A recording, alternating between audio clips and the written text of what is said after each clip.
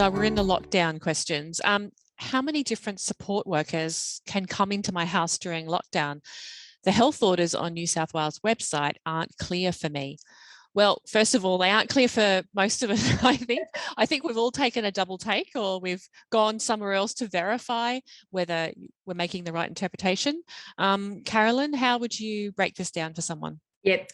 So on the New South Wales health website, a worker is not included as part of the people who can come into your place. So again, depending on where you are in New South Wales, Okay. you'll have different variations of lockdown. So all right, people are still allowed to have, if you're in a rural area, you're still allowed to have up to 5 people to come and visit at any one time.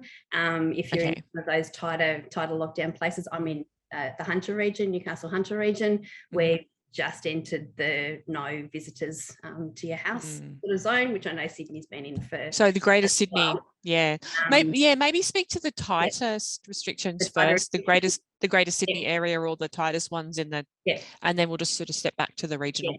So in those tighter areas, a support worker to help you do those essential tasks is classified as a worker. They're not classified as a visitor to your home. Okay. Which means that if you need 2 people to do a transfer, you need 2 people to do a transfer, and that's that fits in that. And that's probably the one that I've had, I guess, more people approach around, where there is that absolute need for that 2-on-1 support through that.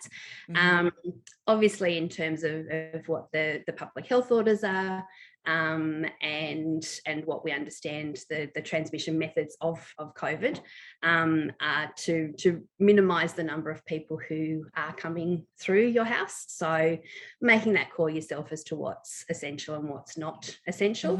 So support workers, NDIS funded, are typically deemed to be somewhat essential, but we do know that there are supports. So in those tighter lockdown areas, or the day programs have closed, but they've been encouraged to either set up an online version to be able to do that, or where necessary, one-to-one supports. And again, we see people making different decisions based on their own particular needs. So some people don't need, they for a short period of time can go without that support, that paid support, and other people that's just not an option at all. So it is about making that right choice for you.